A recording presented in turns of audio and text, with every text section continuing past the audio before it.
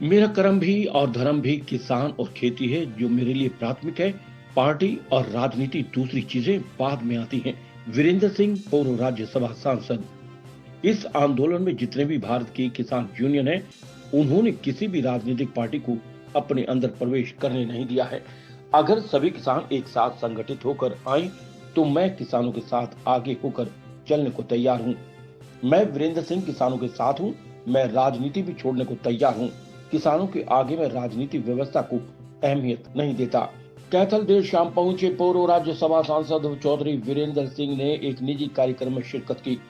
कार्यक्रम के बाद पत्रकारों से वार्ता करते हुए चौधरी वीरेंद्र सिंह ने कहा कि सरकार द्वारा जो कृषि कानून बनाए गए हैं, किसानों को इस पर शंका है।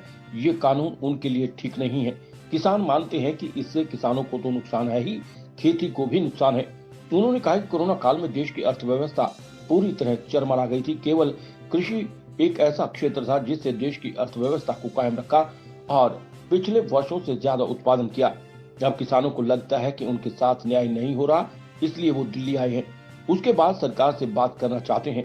सरकार से उनकी बात भी हुई और सरकार कह रही है कि जहां भी किसानों को शंका है कि उनका नुकसान है, उन बिंदुओं को बदलने को तैयार है। परंतु अब किसान चाहते हैं कि इन 3 कृषि कानून को निरस्त किया जाए, तभी किसान संतुष्ट होंगे। परंतु पिछले 10 दिनों में स्थितियां बदली भी हैं, कुछ भ्रम है वो समाप्त भी हुए हैं और नजदीकियां भी बढ़ी हैं। पूर्व राज्यसभा सांसद वीरेंद्र सिंह ने स्पष्ट कहा कि मेरा कर्म भी और धर्म भी किसान और खेती है, जो मेरे लिए प्राथमिक है। पार्टी और राजनीति दूसरी चीजें बाद में आती हैं, लेकिन मैं चाहता हूं कि ऐसी परिस्थितियां ना बने कि कोई नुकसान हो। इसलिए भारत सरकार ने किसानों की जो सारी बातें हैं, उनकी जो उचित बात है, उसको ध्यान में रखते हुए किसान को भी लगे कि उनके साथ न्याय हुआ है, पूरी करनी चाहिए। किसानों की स्थिति को स्पष्ट करते हुए चौधरी वीरेंद्र सिंह ने कहा कि इस आंदोलन में जितने भी भारत की किसान यूनियन है, उन्होंने किसी भी राजनीतिक पार्टी को अपने अंदर प्रवेश करने नहीं दिया है। आज किसान अपने मूल अधिकारों की लड़ाई लड़ रहे हैं। राजनीतिक पार्टियों को इसका फायदा भी नहीं उठाना चाहिए। हमारी सरकार ने 26 फसलों पर एमएसपी दिया है, परंतु ये नहीं होना चाहिए कि हम निश्चित मात्रा में इतना बाजरा ही खरीदेंगे। किसान बाजरा पैदा करता है, उतना खरीदना चाहिए, या फिर बाजरे पर एमएसपी ही क्यों दिया। इस तरह की बातें ही किसानों को भ्रमित करती हैं कि सरकार की मंशा ठीक नहीं। इसलिए इसमें सुधारात्मक सोच की जरूरत है। इसमें राज्य सरकारों की ज्यादा भूमिका है। पत्रकारों ने पूछा कि सभी किसान सर छोटू राम को सम्मान देते हैं, उनका नाम लेकर ही आंदोलन की शुरुआत करते हैं।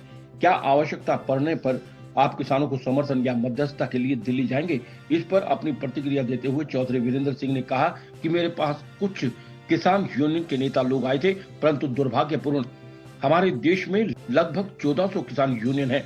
मैंने खास तौर पर हरियाणा, पंजाब के किसानों से कहा था कि मैं इस आंदोलन में आपके साथ खड़ा होकर आगे चलने को तैयार हूं, लेकिन पहले आप सब इकट्ठा तो हो जाओ। जब तक हम अपने हितों के लिए इकट्ठा नहीं होंगे, हमारी ताकत नहीं बनेगी।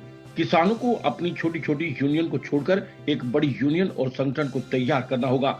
मैं पहले भी कह चुका हूं कि मैं अब चुनाव की राजनीति नहीं करूंगा। अगर किसान संगठित होकर भविष्य की लड़ाई लड़ना चाहते हैं, तो मैं वीरेंद्र सिंह किसानों के साथ हूं। मैं राजनीति भी छोड़ने को तैयार हूं। किसानों के आगे मैं राजनीति व्यवस्था को अहमियत नहीं देता। मैंने तो किसानों को भी ये कहा है। मेरे पास कुछ फीलर्स आए थे, कुछ किसानों की यूनियन के। इस देश में यानी बदकिस्मती हमारी ये है कि 1400 से ज़्यादा किसान यूनियन है। मैंने हरियाणा, पंजाब के लोगों से ये कहा था कि मैं आपके साथ आगे चल के इस आंदोलन में अपनी भूमिका अदा करना चाहता हूँ, लेकिन पहले इकट्ठा तो हो। यानी अपने कॉमन कॉज के लिए अगर हम इकट्ठा नहीं होंगे तो हमारी ताकत नहीं बनती। ताकत नहीं बनेगी तो कोई सुनेगा नहीं। तो आज ज़रूरत है इस बात की कि किसान अपने छोटे छोटे यूनियन को छोड़ के एक बड़े यूनियन के तौर पे अपना संगठन बनाएं। और मैं तो राजनीति, मैंने तो आज से 1.5 साल पहले बोल दिया था कि मैं कब अब चुनावी राजनीति नहीं करूंगा।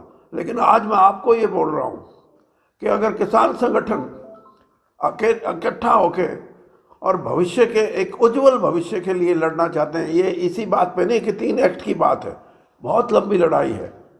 तो वीरेंद्र सिंह तैयार है उसके लिए। मैं राजनीति से भी छोड़ने को तैयार हूँ। मुंबई की सरकार हमारे, महाराष्ट्र की सरकार हमारे खिलाफ बोलती है, राजस्थान की हमारे खिलाफ बोलती है। उनका भी ये कर्म है कि वहाँ भी जो सरप्लस है उसकी, जो भी किसान हो उसको एमएसपी के आधार पे उससे खरीद हो, खास तौर पे गेहूँ। और मैं तो कहता हूँ कि हमारी सरकार ने 26 फसलों पे एमएसपी निर्धारित की है। तो ये नहीं होना चाहिए। अब हरियाणा में भी ऐसे ही है। अब इतना बाजरा लेंगे, क्यों लेंगे भाई? बाजरा जितना जो पैदा करता है वो सारा ले आप, या बाजरे की आपने एमएसपी क्यों तय की थी? तो ये बातें किसानों को भ्रमित कर देती हैं कि शायद सरकार की मंशा ठीक नहीं। लेकिन मैं ये कहता हूँ इसमें सुधारात्मक सोच की ज़रूरत है और राज्य सरकारों की ज़्यादा इसमें भूमिका है, और उनको किसानों को सेटिस्फाई करने के लिए जो भी जिन्स वो पैदा करते हैं उसको एमएसपी पे खरीदने का प्रावधान राज्य सरकारों को करना चाहिए। राजेश सेठी की रिपोर्ट। खबर चाहे राजनीति की हो, सामाजिक हो या हो घटना दुर्घटना की बात, चाहे भ्रष्टाचार की हो, जनता से जुड़े मुद्दों की हो या हो कानून व्यवस्था की बात, अब बातें होंगी आपके शहर की, आपके प्रदेश की हर खबर सिर्फ HR टाइम्स न्यूज पर।